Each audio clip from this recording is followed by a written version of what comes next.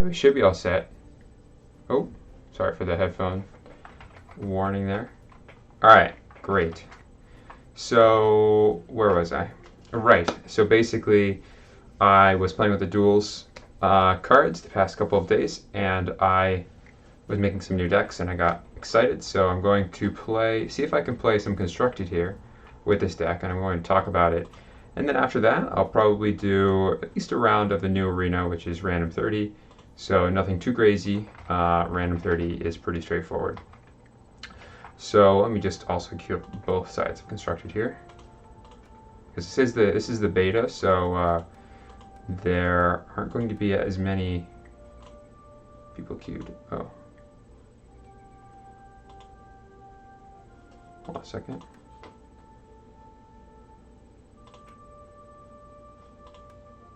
All right, let's do this. I'll queue up for just the new deck. Am I already in the queue? I may already be in the queue. Let me see. Let's check my phone. All right.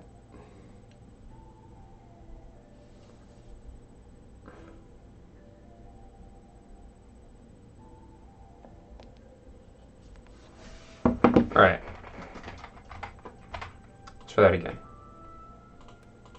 See if that fixed it.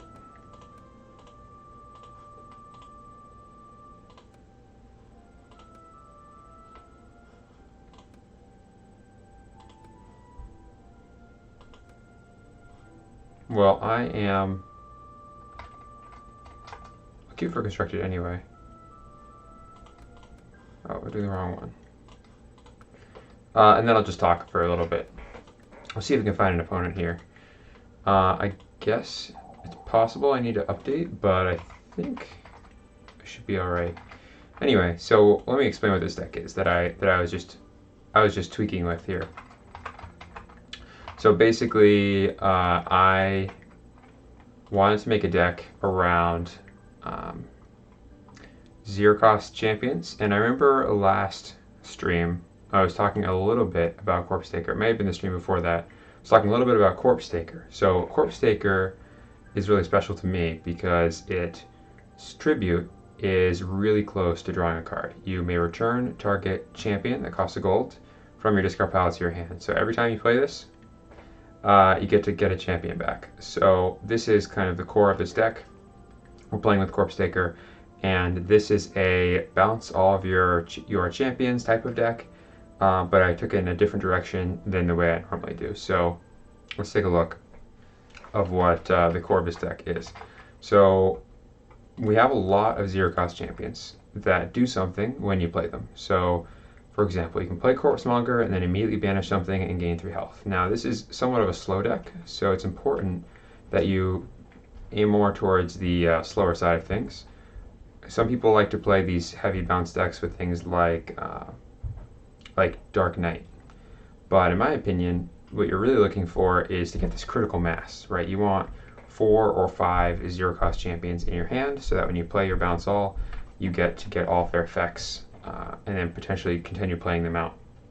But we also want cards that aren't going to be bad if we don't have our synergy, which is why you see people playing things like Guilt Demon but not Priest of Kalnor, for example. I mean, you could play Priest of Kalnor, gain 4 health, and then, bounce all your champions, except that the 4 health you gain here, if you don't have your bounce all card, then this isn't going to do very much for you. And plus, it doesn't have a very strong stat line. That 1 is not going to threaten anyone, and once it's out, it's just a human token with extra health, basically. So that is why we are picking cards that do something right away, but also we wouldn't mind drawing them by themselves. Now I'm playing Eager Necromancer, which is from Duels. So this card, you can banish up to 3 cards from an opponent's discard pile, and you get a zombie token for each champion you banish. So basically what we're doing with this is we're using it like a Guild Demon. This was originally Guild Demon in this deck, but I actually like Eager Necromancer a lot, and the reason is the 3 that you get right away is a really big deal. Getting 3 things That's much bigger than 2. It's very easy to cut your opponent off of recycle with this card, so we're going to be using it for that. And also, if you play it, bounce it, play it again, that's 6 cards banished. That's probably, it could be their entire discard pile. And you get a lot of zombies, so you can just play this on an empty board and get 7 offense if it's late enough in the game. So Eager Necromancer is our go-to there.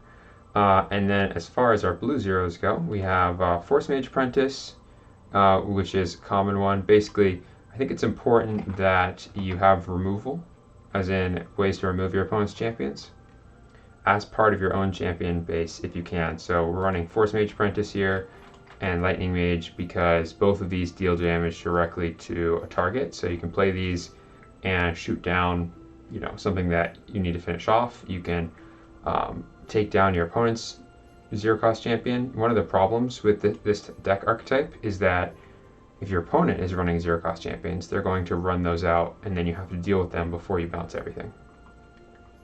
So those 2 cards are good. And then we have Javelin Thrower here, which is also a new duels card. And this one deals 3 damage to a target, so it has the same purpose as these other ones. In general, I think Lightning Mage is stronger for the deck because it has ambush, so you can play it on your opponent's turn, or you can play it during combat. And Force Mage Apprentice is stronger because it deals 2 damage potentially twice, so it's much better at removing things like Misguide Heralds. However, Javelin Thrower is a much better threat on its own. It has 5 offense, so it basically can't be ignored. If you swing with this, you are either going to be dealing 5 damage to them, or they're probably going to spend a 0-cost card to get rid of it because they can't take 5 damage every turn. Alright. Anyway, the main reason that I'm running Wild Demon is just for the surprise attack, but also Javelin Thrower is a nice fit for this deck. So we could run, a recycle card or something like that, but it's nice to have these 0-cost tributes they don't draw you cards, because that's a thing that's very important for this style of deck, is if all of your cards just draw you more cards, then you're going to get to bounce everything, but you can't actually do anything with that. Alright, and then this is a Misguide Herald deck, so there's a lot of champions. We have Misguide Heralds and Corpse Taker.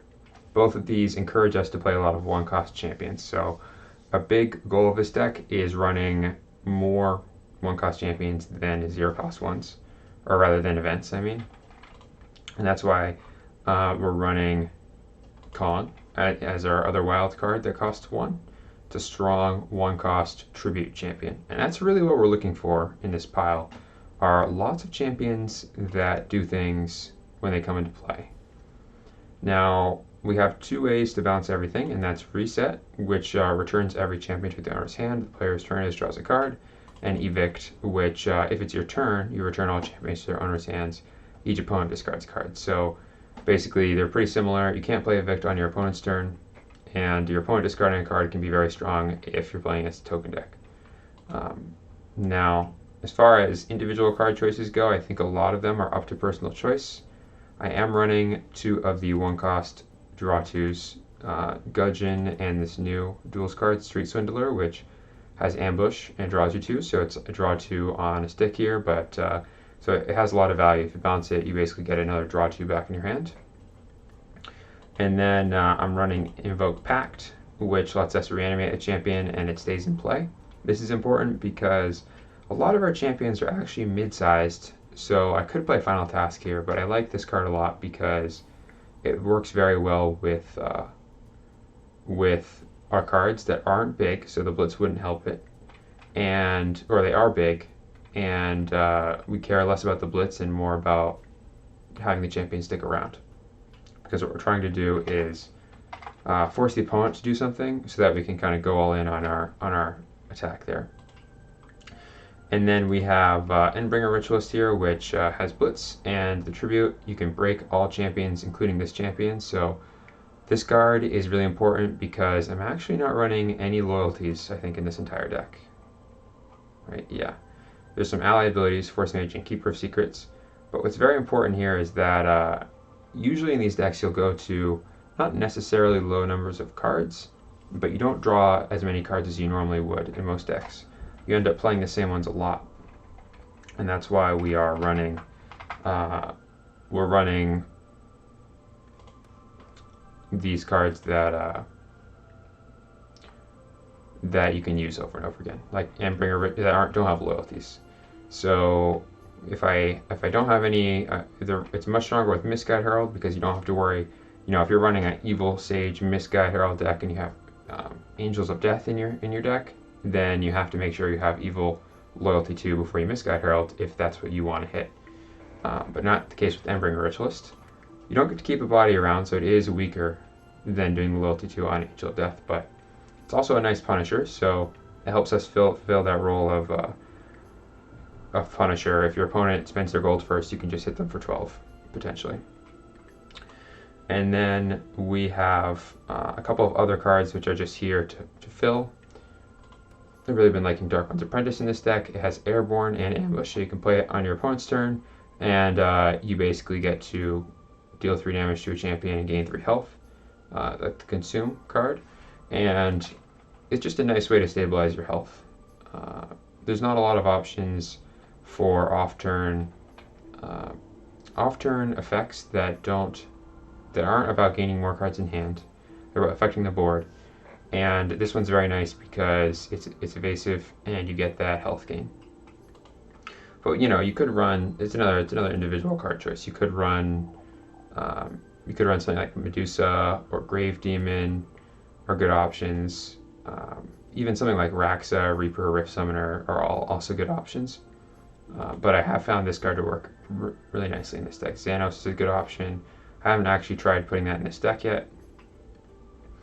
And then over in Sage, we're running Chronicler, which is a new Sage card that returns a card from your discard pile to your hand. So this is nice because it can get back our ways to return everything. It can get back our Reanimation card with Invoke Pact, or it can get back our 0-cost champion so we can replay them. But it's a pretty weak body. 7/8 is not very big. So basically this card is going to be more about getting whatever you need. If that's a Drain Essence, or a board clear, or a Bounce All, or a surprise attack, that kind of thing. It's going to be all about setting up. And right now I'm trying Frost Giant out. I'm not sure how it is, but because we have 2 ways to play champions off turn, if you count surprise attack and Invoke Pact, I think it has the potential to be quite good in this deck. And yeah, I mean that's basically the list. So what's nice about this is it's just very fun to play. But you do have to keep in mind that these style of decks, the decks that run a lot of 0-cost champions, and these 1-cost champions that have some very specific effect, are really less. They're more variance. They're less consistent. So when I play, if I draw a hand and I get all 0-cost champions, then I have to mulligan the whole hand because I don't have any way to draw to. A lot of these cards, some of these cards are not very good at the beginning of the game, so I wouldn't want Eager Necromancer in my hand. Invoke Pact isn't going to do anything if I don't have any champions in my discard pile to draw to. Even cards like Drain Essence and most of these champions, you can't play them if there's not really a use for them. So we're going to see a lot of that. These cards that are all really strong at a specific role, and we're just trying to match our opponent and either use the cards a little inefficiently when necessary, or try and set up situations where we can, Darkone's Apprentice the opponent's Fire Shaman or something like that, or Drain Essence and Lightning Mage to take down the T-Rex, that kind of thing. Yeah, and I don't know. I wonder if it's possible that this Windows build here is I'm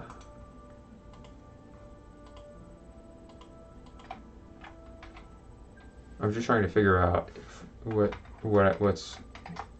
Usually it's because I did something, but I want to queue a 48-hour constructed game.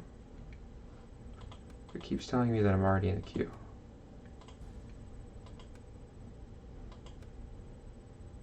And I'm just going to close this and check if it needs to be updated real quick. I'll be back momentarily.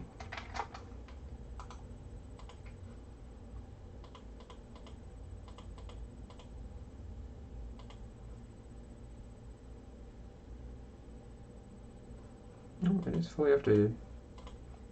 I remember last time I was having an issue like this. It was just because I started making decks in Duels, and then I forgot to remove them before I played. Oh, okay. Well, it's possible we just won't be able to see this deck right now, which is unfortunate because I think it's a very nice deck. But I'll keep it stored here, and then I can play games with it another time because that would be great.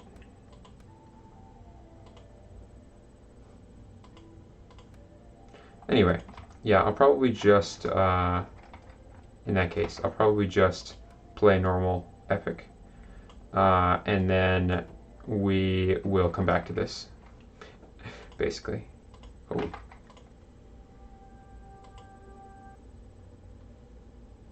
Because I'm not sure. We might be having some technical difficulties with that today. I'm just going to go back to the normal branch.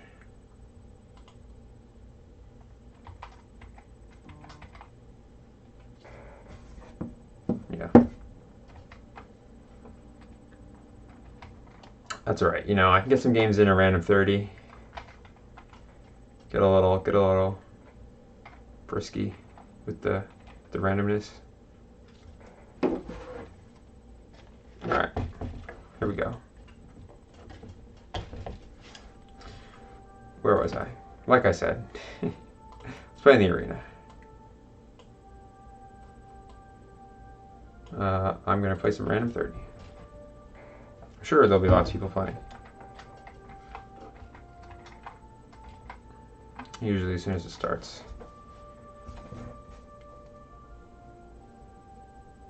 I'm going to see if I can get it working here.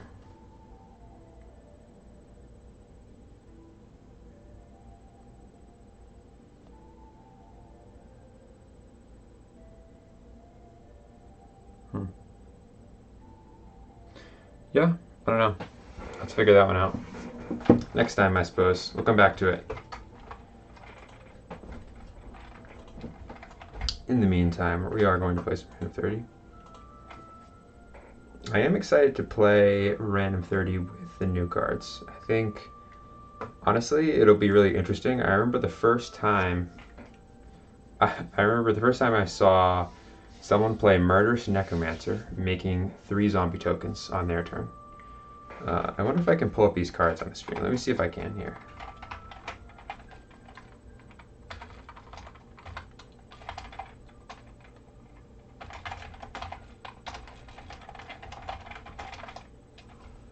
Let's see if I can pull them up.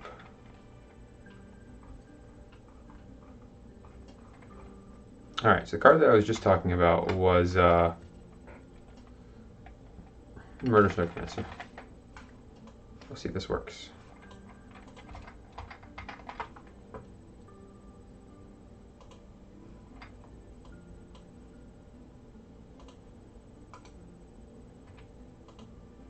Okay, yeah, that can work. I'll just put this down here. Alright, so that is the card that I'm talking about. But not this one specifically. But, alright. So, Murderous Necromancer, right? That work? Almost. We're doing some live, this is dangerous. Alright. Alright. We have Murderous Necromancer, right? Is that? Does it look normal? This works, I'll use it. Alright. Anyway, Murderous Necromancer. I'll see if I can make it bigger, honestly. I'll just use this while I'm explaining. I don't have extremely high quality images offhand here, but Murderous Necromancer. So what Murderous Necromancer does is it gives you 3 zombie tokens, right? And then also you can use it to rake a champion, and you get a zombie token, but that's an expendability, so you can't use it right away. You play it, you get 3 zombies, and then an expendability that you can use on a later turn because it doesn't have blitz. Now, this card's great. It's more of a, it kind of forces your opponent to deal with it, but while while they're trying to deal with it, you can stop them. I mean, not stop them, but whatever their original plan was, now they have to deal with this murderous necromancer. They can't just slam down a noble unicorn or T-Rex and just kind of ignore what you're doing. So there's this card called the Risen, and the Risen is great because it gives all of your evil champions blitz. Now this is special because it's rare for cards to give other cards blitz. And the Risen is special because what it does is it gives your Murderous Necromancer blitz. So if you have the Murderous Necromancer out, let's say I play Murderous Necromancer on my turn, on your turn I can play the Risen, and then the Risen is going to give my Murderous Necromancer blitz, and I can use it on your turn. And I remember the first time I saw this was in Random 30, and I mean, I don't think I've ever actually seen someone put both of these cards in a deck together, maybe once or twice. Definitely, it's not the kind of thing that you see happen a lot as people try to combine these cards, but it was just a cool interaction that I'd never seen before. So I'm excited to see things like that happen as these duels cards get added to the various formats. We're just not having any luck today. Alright, let's quick match it then. Oh. Alright.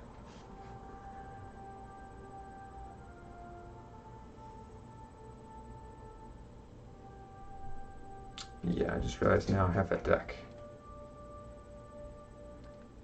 Let me quickly save it because I don't want to lose my deck. I pretty much know what it is, but I wouldn't want to go by memory. I've been making a lot of edits to it. Just kind of like tweaking things. And honestly, I think that even though the games go long, those are my favorite kind. I love those games that just, they last long enough that you get to see people make really interesting decisions, thinking about whether they're going to actually remove something or which card they should return from their discard pile. Yeah, or if they should attack, if they should hold back. Alright, I should be able to. Alright. We're all set here. Let's go with something. The Elusive Angel.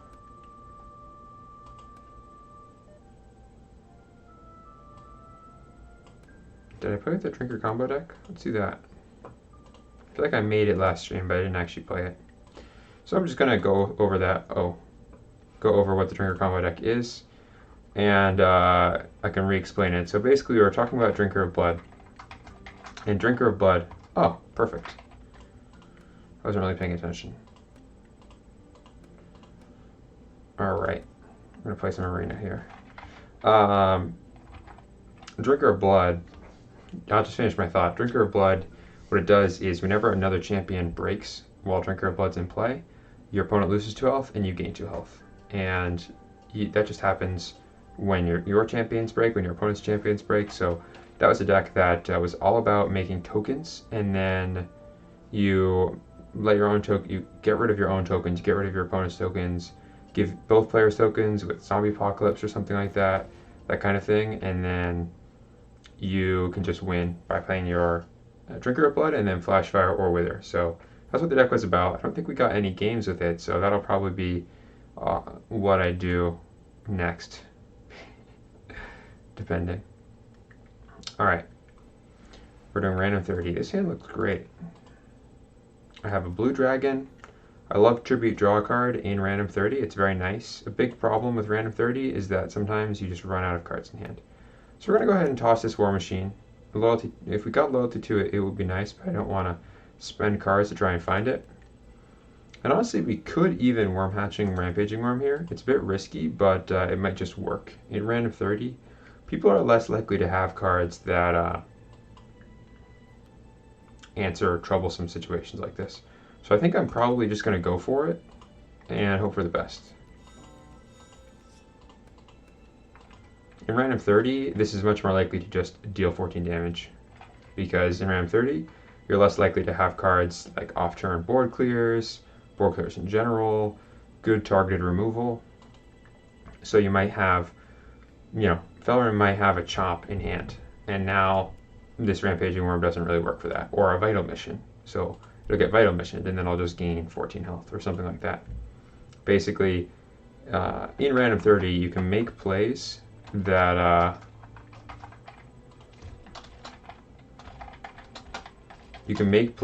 more risky because you're less likely to get punished.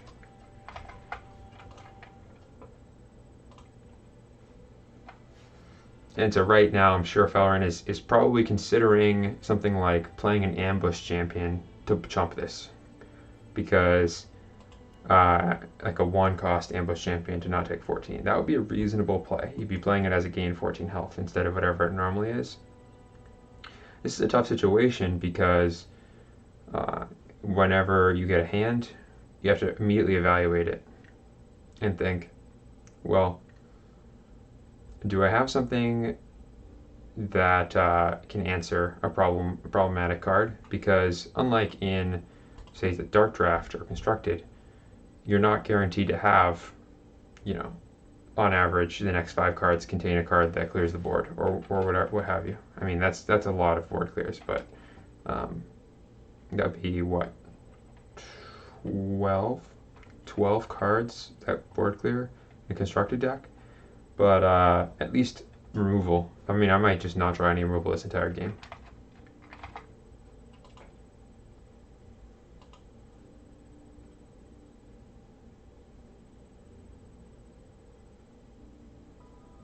Alright, Necrovirus. That's actually a perfect answer. That's exactly... Fellas Felrin, Necrovirus is probably the best hard removal that I could ask for. I think this card is underrated. What happens is you get to remove something, and then both players get a zombie, which is perfect because usually when you play removal, you're spending your gold first. So if I play Necrovirus before my opponent, I now have a chump blocker if they decide to run something out like a Rampaging Worm, or Final Task, a T-Rex, or something like that. You have a blocker, and the one that it gives to your opponent is usually not as big of a deal, because if you're giving both players something, you're usually going to only play it when it's beneficial to you. The thing about symmetrical effects is they're usually not very symmetrical. Alright, Misguided Herald is going to find a Muse, and that is unfortunate. If we find 2 other evil cards for this Raxo, we'll get insane value. Oh, Shadow Imp instead. Yeah, I mean, I probably would take the Muse almost every single time there.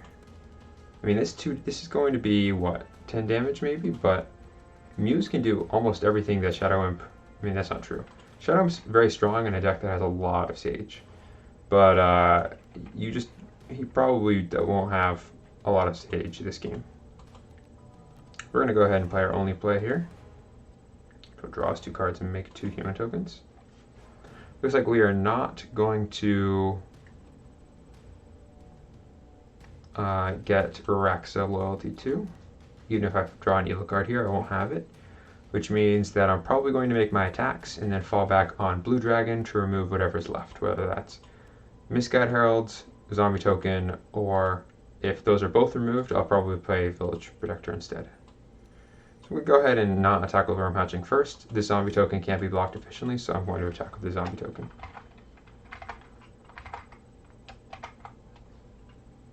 And Blue Dragon's great too, because I can play it on my turn and get rid of one of these targets, draw a card, and then on Felrin's turn I can play Ancient Chant to activate it a second time. There's a good chance it'll be removed at that point. Alright, we're going to come in with Worm Hatchling, see what happens here. This has Breakthrough, so if it gets blocked by the Misguided Herald, Felrin will still take 4 damage. So using the Misguided Herald here as a gain 2 health is probably a mistake, unless you have a way to remove it after the 3 damage has been dealt, like a Brave Squire, or a Fireball, or Wither, or Consume. Assuming this attack goes through, I'll probably group attack with 2 human tokens I mean, I don't actually need to do that in case an ambush champion like a Lurking Giant comes out. So after this attack, assuming that Misguide doesn't block it, I'll just Blue Dragon the Misguide Herald.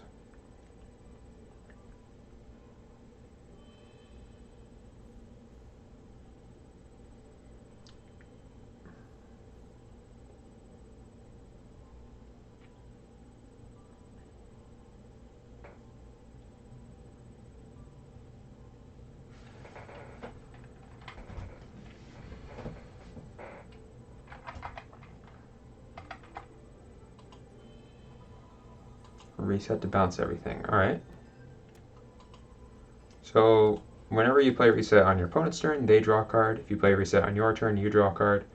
I think this is another example of why I would have gone with the Muse, because here now you could play the Muse again at the end of my turn after I played this Blue Dragon or what have you. That being said, I don't need to play the Blue Dragon now because there's nothing to remove, and we know the Misguide Herald is going to be played again. So I'm just probably going to play this Village Protector here and the Worm Hatchling. That way I can't get blown up by a board clear, and I might draw another evil card for the Rex. So I suppose if I'm playing the Ancient Chant, there's an argument to be made for Blue Dragon, but it'll probably be held back if the Blue Dragon is known about. So I'm going to go ahead and play both of these and pass the turn. Village Protector can't be damaged or broken while you have other human tokens, so it's great at preventing board clears. I think Valorant probably could have taken the 6 there. Didn't need to play the reset. But 6 is a lot, so it's borderline. I could totally see that play. We have enough to recycle. We have 2 cards here, so I can play the Go Wild and draw a card off the recycle if I get a chance to find a target for it.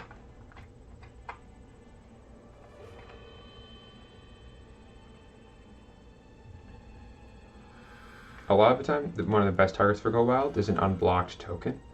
Because if I attack with this human token and it doesn't get blocked and then I Go Wild it, I get 4 damage and recycle for 0. And if my opponent wants to spend a card removing my human token, that's usually a good deal for me. So it looks like we're going to see the Misguide Herald here. Usually when you play Shadow Imp and attack first, that means you're about to play a Sage card. Usually my suggestion for Shadow Imp is you always want this card in your hand after your gold's been spent. So if you're not going to play a Sage card that turn, then I usually won't play an attack with Shadow Imp. That's my general rule. The reason for that is you don't want this to get blown up by something incidental. You don't want this to be in play when a board clear happens. You don't want it to be in play when, I play Draka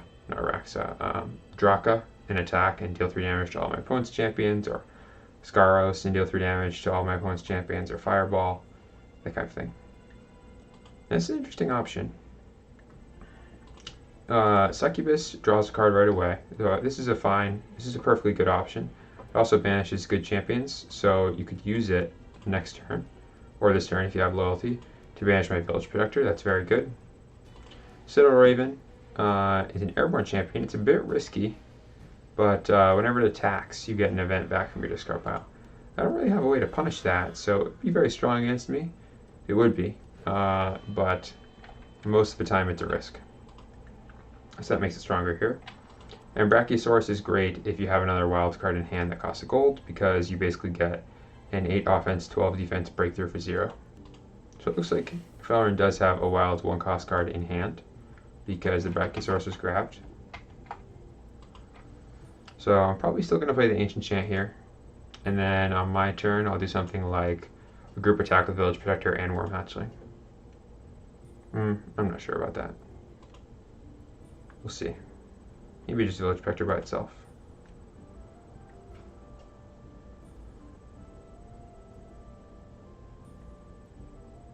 Sometimes people will pass with their gold, not their gold up, but they'll play Brachiosaurus and then pass.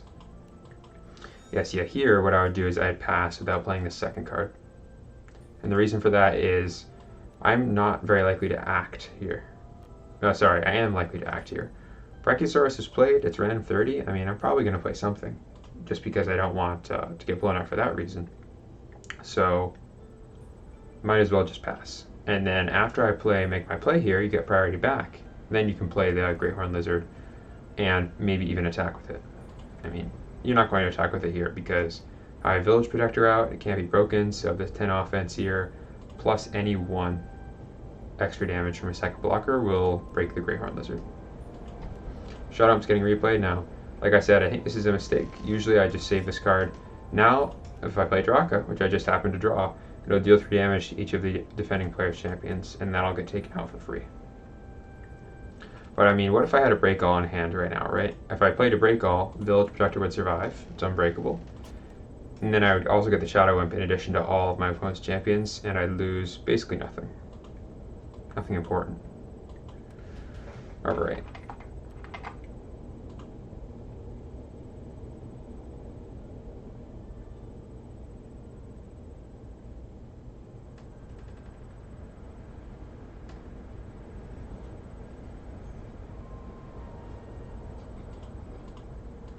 Probably just going to go for the Draka right away.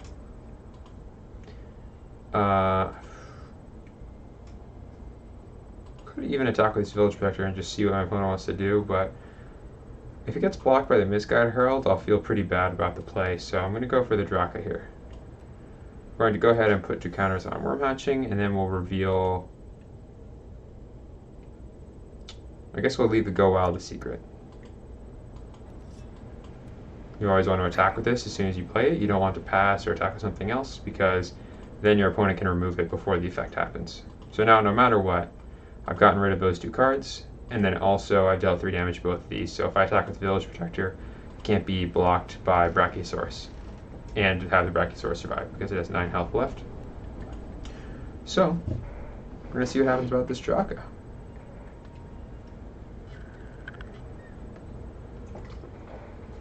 Now, constructed, the most common answer to Draka is just Drain Essence. You know, Draka comes in, attacks, boom, Drain Essence, you gain 9 health. You didn't take any damage because it just deals damage to the defending champions. But that being said, you always get that effect right away, so it does see a lot of play. Plus, people just like dragons. And it's a Tyrant, too.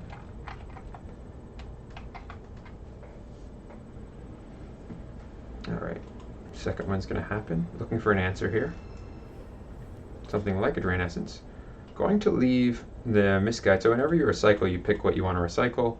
Recycled away the, I think the Shadow Imp and the Dark Offering. I'm not entirely sure what the second one was. I guess I could check in a second. I'm going to go ahead and deal our 9 damage here.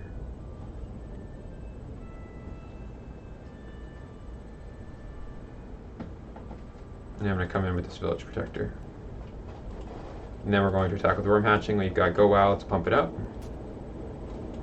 So it can't really be blocked if I Go Wild this, anything that blocks it will die. And the Worm Hatching will survive. So Go Wild, save and Go Wilds for this Worm Hatching is probably the play here. We're going to see what happens to Village Protector.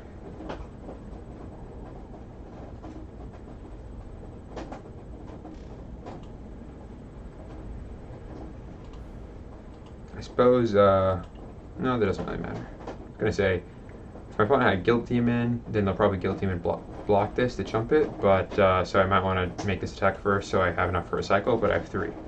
So that won't be a problem.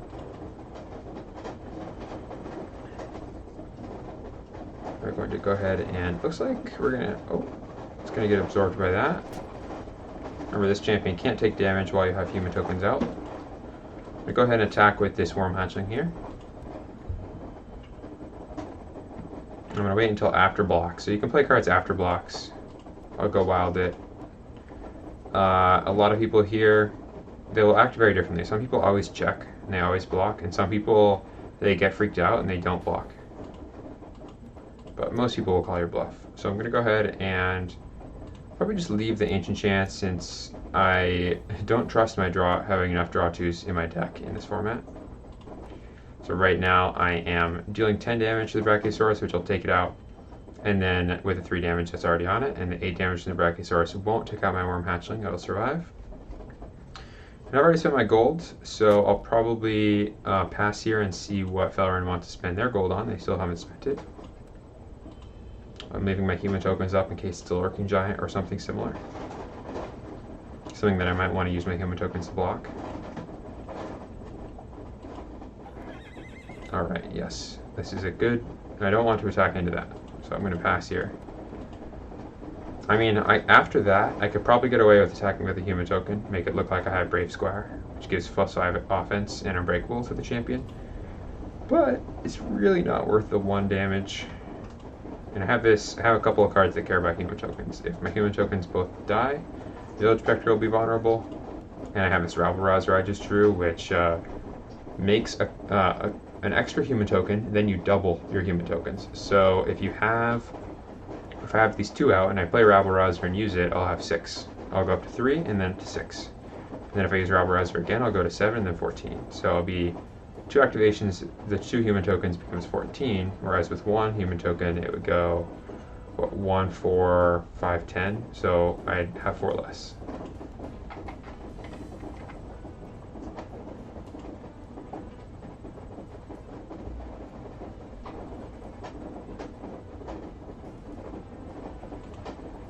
Now it'll be interesting to decide what to do here. It's probably going to be Smash and Burn. The reason is, oh, turn to permanently take something. Okay, it's like taking control of Draka forever. So if I have a way to return this to my hand, that's really good for me.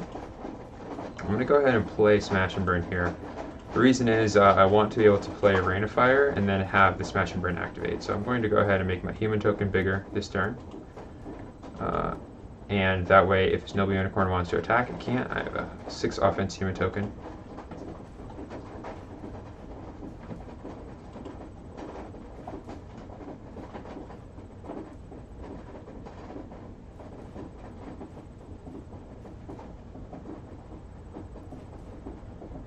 Probably going to actually attack with Village Protector first, even though Worm Hatching is more damage. Village Protector is more likely to have a Trick Blade on it. So if my opponent's gold gets down from me attacking with Village Protector, then I can make Worm Hatching 2 bigger with a Den Mother or something. I'm totally fine not using this Smash and Burn yet. It doesn't need to be activated right away. It looks like Lying in Wait will happen. And this is a perfect example of what I was just talking about. Now I can play probably actually Rain of Fire, and I can take out both of these. That's all I need to do. If I do 6 plus 3, okay, so if either of these human tokens gets blocked, then I'm in a good spot.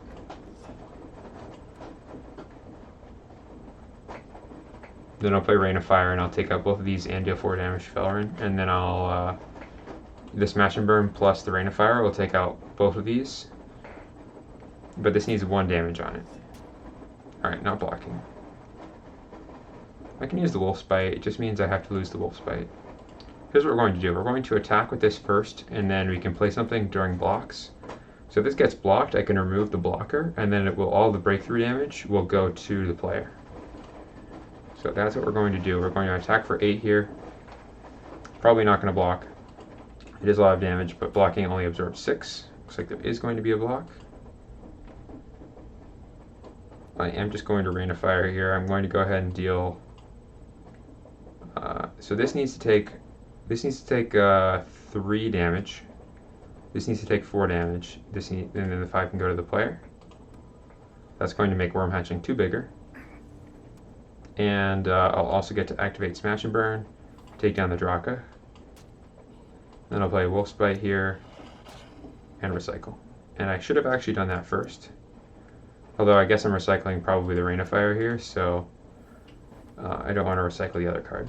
And that'll be dealing 10 damage to Felrin because there's no longer a blocker and it has breakthrough.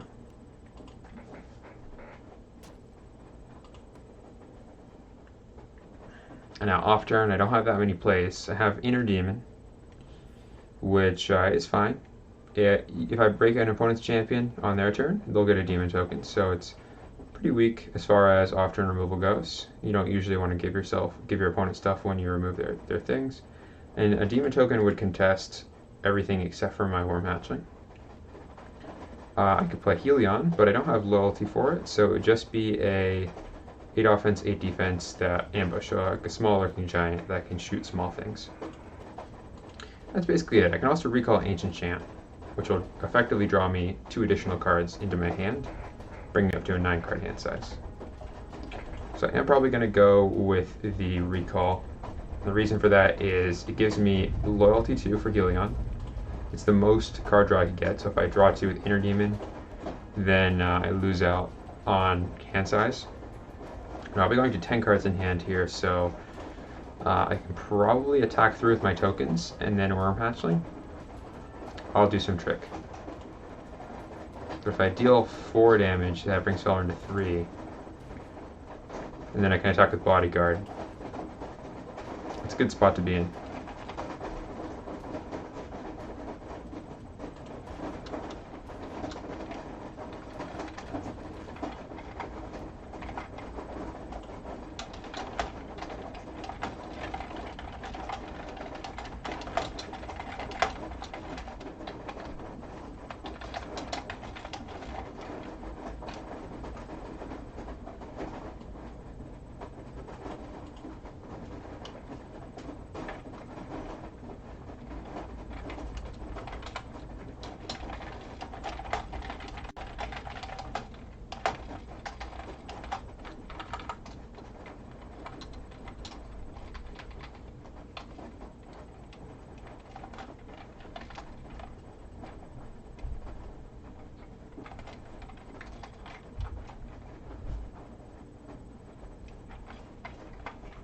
Alright, we're going to go ahead and start attacking with these tokens.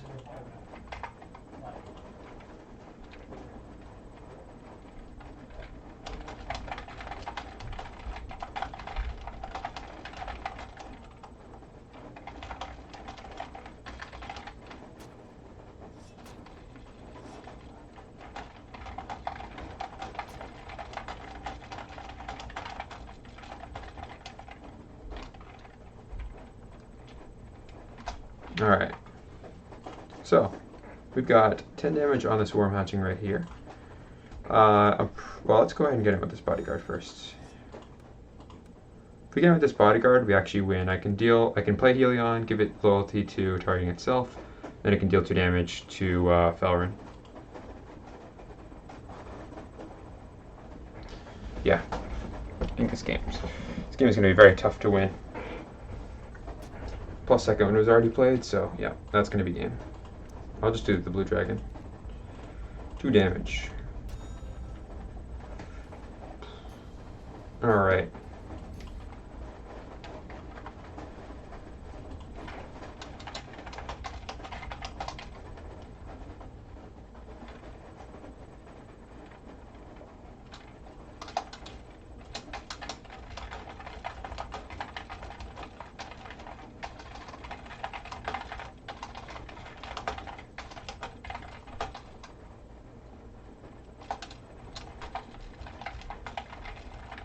Oh, okay, good. I'm just replying. I'm just text replying. Yeah. I think that, I mean, I didn't see anything egregious. The only thing is, if I was struggling in draw, that first Misguide Herald, I definitely would have gone for the Muse over the Shadow Imp. But, yeah, I mean, otherwise, everything seemed alright. Let's see. So, I'm going to go ahead and queue up again. Maybe we'll find someone. Where is it?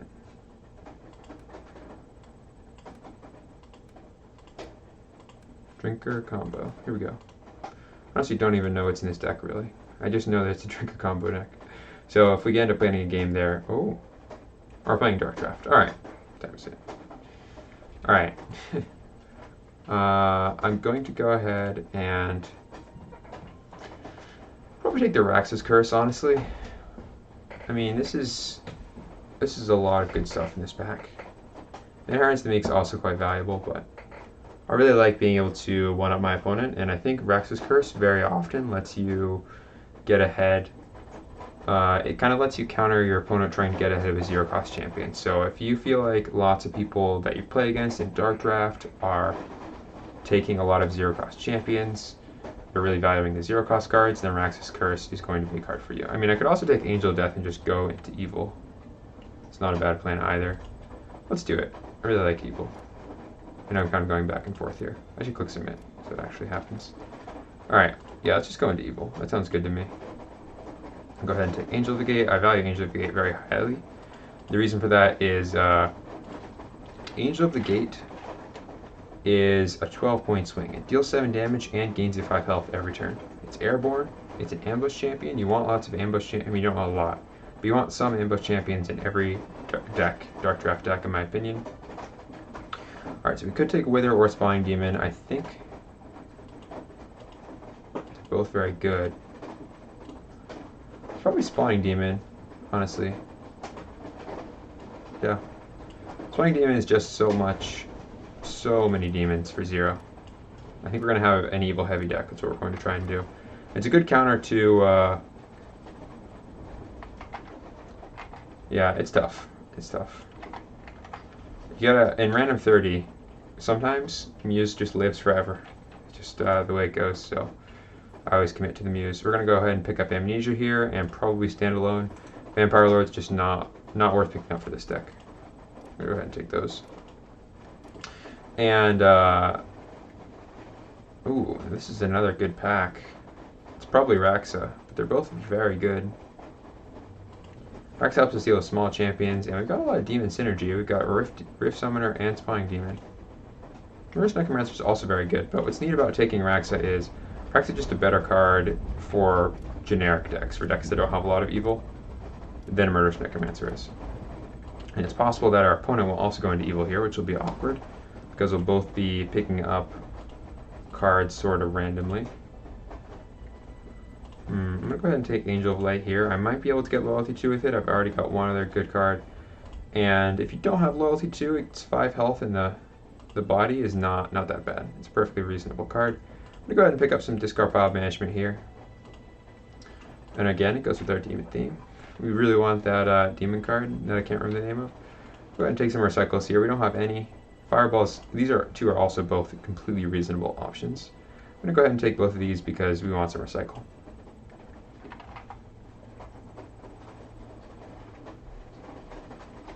I actually decided to take the Angel of Death. I passed Rax's Curse and Zealous. But, I mean, Zealous, I wouldn't take Zealous first pick most of the time. Lightning Strike here looks great. Pick that up. Get some removal for 0. Sometimes you can take out stuff like Angel. It's also very good against Angel of Death and Rift Summoner, so taking it will cut our opponent off of it. The reason is both of these cards are 5 health, and they get blown out by it. So we're going to go ahead and do that. I kind of want to take Quell here, since Quell is just... it's a board clear we don't have any of, and also I think there'll be a lot of situations where I either have a lot of 0-cost champions or I can blow up a lot of 0-cost champions. So I'm going to go ahead and take Quell and probably force Mage Apprentice. I think these other 2 options are both good, but if I was first picking, I might take the Silver Dragon more highly because I think it would be good against me. But I don't actually want it. Alright. I actually have enough Sage cards. I could probably do Veldin and get Loyalty 1 most of the time. I'm going to go ahead and do that. Usually if you play Veldin and you only have 1 card to reveal, it's still very good. You get to return, think of it like a Sea Titan, but instead of having untargetable, it has Blitz, and it's a tad bit smaller. So, you know, it dies to Kong, or Steel Golem, but, I mean, 10, 13 is still big. Alright, so from this pack, I'm not sure if I'm going into good. I don't think I am, so it's probably these 2. High King is just too rough to play without Loyalty. Another tough pick. I really want Ancient Chant and Heinous Feast. It's probably Heinous Feast though, just so I have full Discard Pile Banishment. I'm considering Frost Fire Shaman and Drakus Enforcer because I don't have a lot of Wild. And I think Wild is probably what the opponent's taking right now. I'm going to go ahead and take the Heinous Feast here. It is a tough choice. I think Ancient Chant would be very good in this deck, and I'm sad that I don't have it. Alright. Wow, Wild is open. How many cards do I have left? Around 7, so I have not very many left.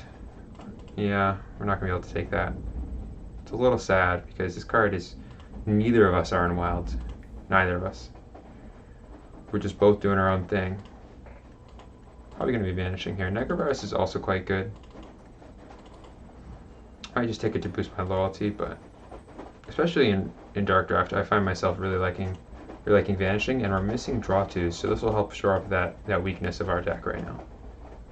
And it can kind of sort of act as removal, because if you can just keep your opponent on their toes for long enough and win, then you don't have to remove anything. It can just go to their hand. All right, looks like our opponent timed out there. Probably going to be Sea Titan Lightning Storm. I think this is a pretty easy pack. I just don't have enough Sage cards for Ice Drake, and the Risen is not very good in my deck. Maybe I would take it with that zero cost card that I was talking about before, the one that makes 3 zombies from duels, but I'm not going to want it in most decks. I can honestly take Justice Prevails here. It would totally work. Could totally work. We're going to take Justice Prevails. So Justice Prevails gives all of your zero cost champions Righteous and +3 offense this turn. So you can play this with Demon tokens and then just gain a bunch of health. That's what we're going to try and do. Alright, we're going to take Reaper Soul for sure. We want a board clear. It's probably going to be Temporal Enforcer. I have enough loyalty too. 1, 2, 3, 4, 5, 6, 7, 8, 9. I mean, I could do it. Yeah, let's take it. It's a bit greedy, but I think I can do it. Alright, easy Medusa here. Medusa is always good, and we have loyalty 2 to support it, plus it'll help us get our loyalty 2s for the other evil cards. It's also hard removal, which we don't have much of. We're talking about single target. It's that, and I think that's it, honestly, right now. We have a lot of bounce. Lots of bounce. Triceratops, Embraces Evangeline, another easy pick here. These two just don't excite me very much. I don't have enough good cards or humans for Peros, and Fairy Trickster is just not a card that I really want in my deck. I have lots of Airborne Ambush already. I actually have Angel of the Gate and Angel of Light, and then multiple Airborne Ambush zero cost cards. So we're going first here. I usually don't want Keeper of Secrets in my opening hand. I'm probably going to toss... Probably going to keep Force Mage, Sea Titan, and then one of my Ambush champions, which will probably be Rift Summoner, so that I have a play. I can make a play if I need to. And then I'll play the Sea Titan by itself and pass. This is a pretty weak hand, though. We'll see if it works out. This Rift Summoner, if I play it and I don't have anything to break, it's going to be pretty sad. But honestly, just playing Sea Titan without anything to bounce is... I actually made a mistake there. I could have played Force Mage Apprentice, dealt 2 damage, and then bounced it. So this is a mistake, I think. I mean, it's arguable this way now. Schmitty Steve will be more likely to play something like a Muse here. Alright, this is Zealous Necromancer. It looks like we are both in evil. Maybe they got the Necromancer Lord and the Murderous Necromancer. I think I passed both of those. What's nice is the Sea Titan will probably hold them off forever. Burrowing Worm. Honestly, not even going to play Rift Summoner. I'm just not going to spend my golds. Should have mulliganed more aggressively. Alright, let's do this. We're going to play Force Mage Apprentice. Take that down. Reveal a standalone to bounce the Burrowing Worm to hand. Then, in case of Helion, I'm going to attack with the champion that's not untargetable. So or turn. We did pass a turn, and I think we passed the Helion, but I'm not sure. So this way, my Sea Titan my opponent can't gain control of my Sea Titan to block my Veldin, because the Sea Titan's untargetable. Alright, so overall, I'd say that worked out pretty well for us.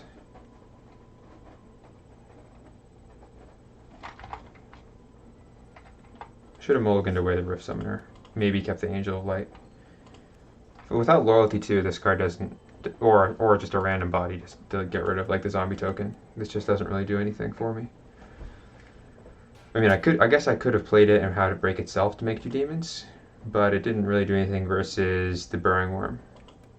But if I did do that, I would have hit for 8 here, so maybe it was worth it. And then I wouldn't be able to load the 2 Angel of Death later, so maybe I just should have, I mean, I really wanted an off-turn play. I think even though we missed our gold on the second turn, I'm still going to win this. It's usually a pretty big deal. So I am going to definitely be standaloning to draw 2, unless something crazy happens. Like me drawing a card from something. I'm trying to think if there's even a way for that to happen. Alright, Rax's Enforcer is going to come down. No big deal. We're going to draw... Ooh. No, I need to draw more cards. The other mode is enticing, but I need to draw more cards for sure.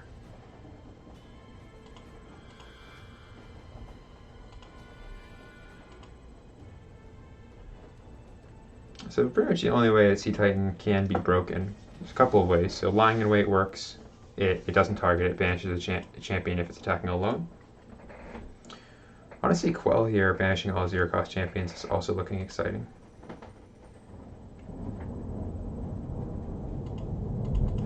Now you can Urgent Messengers off turn. Then we're just hitting each other for 8. I'm just going to Urgent Messengers now, and then pass.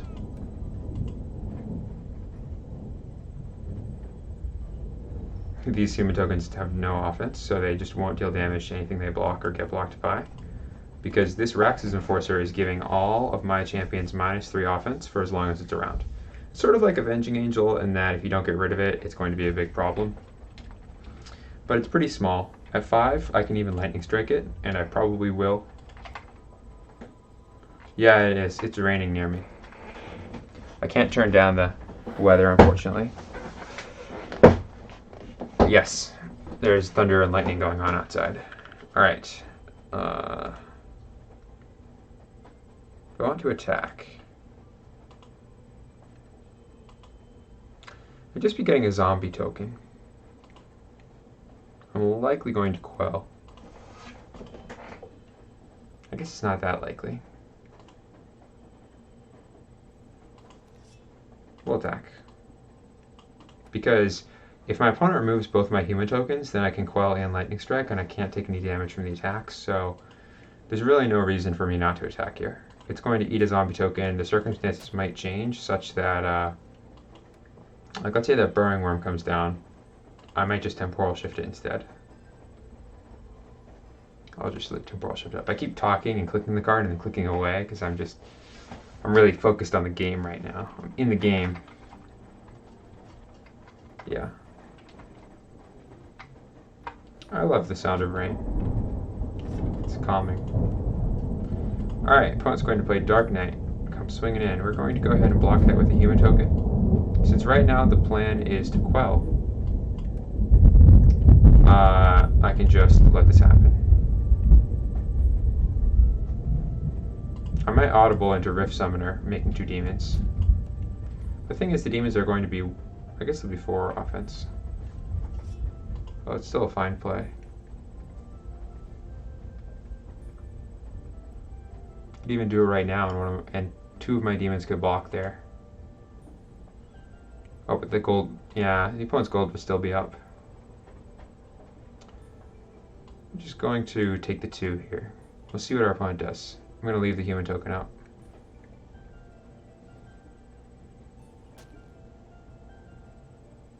See, they pass to me or something like that.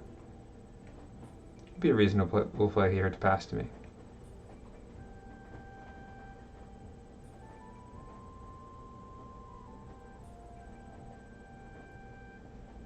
That way the zombie token can block the Sea Titan.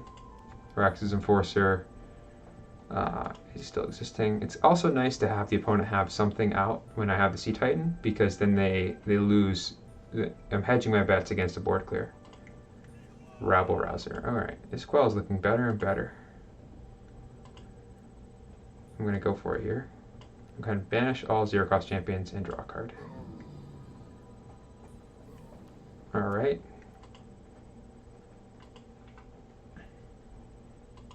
Pass the turn. I would like to Lightning Strike on my own turn if possible. See if the opponent wants to play around Spike Trap or not. It's a good play on their part, holding the Cave Troll there until right now. Alright, they're not playing around Spike Trap, which is good, because I have Spike Trap in my deck. This one will deal 5 damage to each attacking champion. I think it's still correct to attack there, even if Spike Trap was in my deck. Alright. I'm not going to play this Flying Demon until I have another evil card to go with it, and I might be able to get value out of... I might just need it for the loyalty too, for one of these other cards.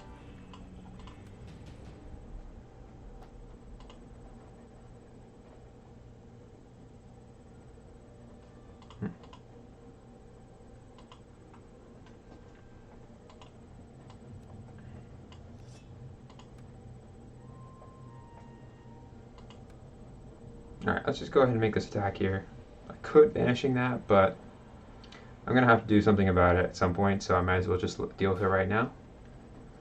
So once this happens, I'll Heinous Feast the discard pile to get rid of the Cave Troll forever.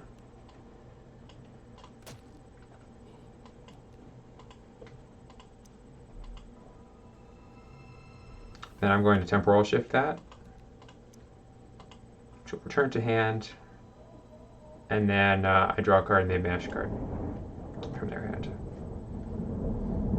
If I were them, I would probably just get rid of the Burrowing Worm. I think it's usually a weak card. Sometimes it can be good, but yeah, it's questionable. The reason I went for the Temporal Shift here over the Vanishing is, oh, no off-turn play. Alright, things are looking very good for us right now.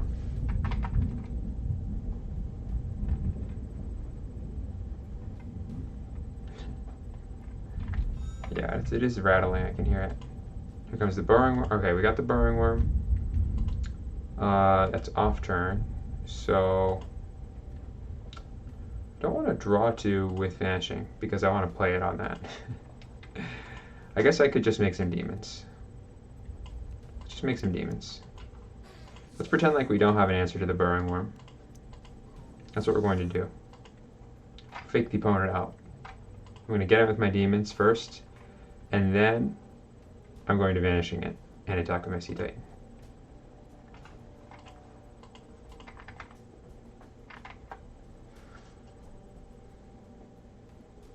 Usually, in this situation, I probably wouldn't block the Demon Token with the Burrowing Worm because you need to save it for the Sea Titan. But different people play differently, so who knows? By doing this play, I am potentially losing the game here because I will not have any way to draw cards in my hand, and I'll just have this Lightning Storm to spend my gold on, play it, and then recall it if I don't have another off-turn play to make. So we'll see. I think I'll be alright. I'm going to go ahead and get in for 8 here, I'm guessing. Just passing in case the block happens, and then I can break it and make 2 demons instead of my demon dying.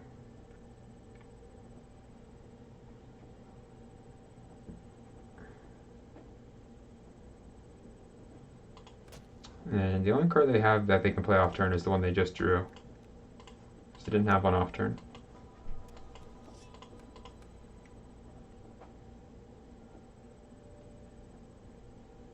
I suppose if all of my champions get in, I just win with Lightning Storm. Right, this is 11, that brings them to 11. This is 5, they go to 6. So maybe we win here. I can even remove 3 defense worth of blockers because I have this Guilt Demon.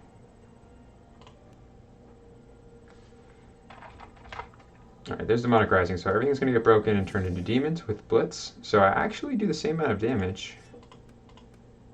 Yeah, I do exactly the same amount. They're going to go to 11. Sorry, they're going to go to 6, right? Or will they be at 7? No, 6, yeah. I still win.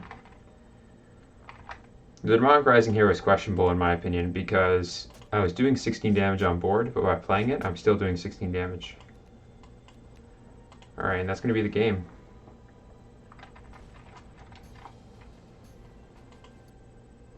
Alright, good games.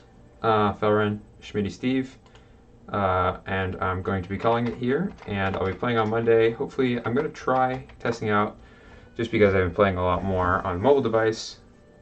So I'll see if I can get the dual stacks working. I'm not sure what was happening there, so next time I can hopefully play with that deck that I was really excited about playing this time. In the meantime, have a good weekend, and I'll see you on Monday.